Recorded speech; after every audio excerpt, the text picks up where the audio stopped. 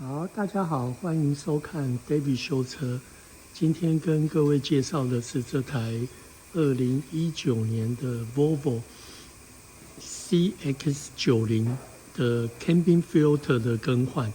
好，我们来到副驾驶座这边。好，我们来到副驾驶座这边，它这个手套箱下面的下盖板有2个 T25的新型的螺丝，把这下盖板给拆掉啊。这里还有一颗。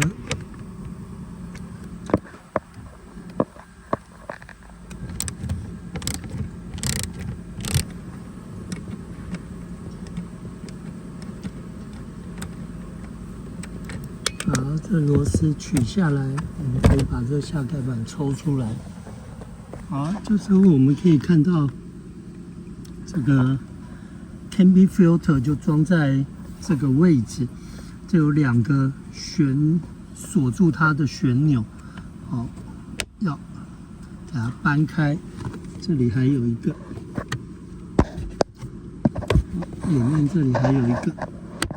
OK， 这样就可以把这个盖板给取下了。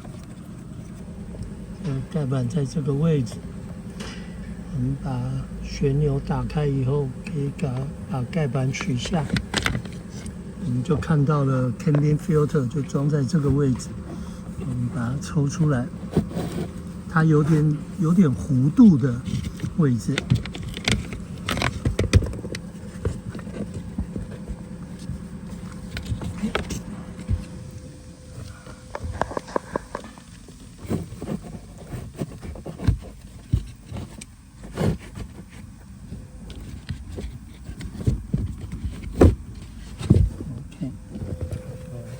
看到这个 Cabin Filter， 这个 Cabin Filter 是有方向性的。这个是我们新的冷气滤网，我们可以看到这个地方有一个箭头，箭头朝里面的方向。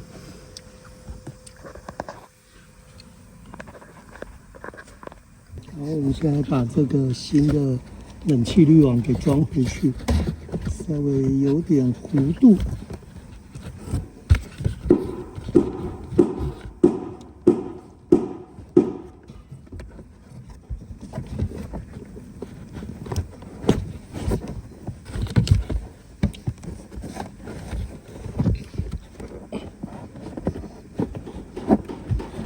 平均的把它左右塞进去，好，这样就塞回去了哈。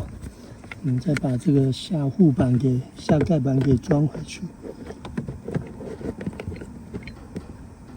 好，塞回去，把这扣子给扣上，这里还有一个 ，OK， 这样就安装回去了哈。再把我们刚刚拆的下护盖给装回去。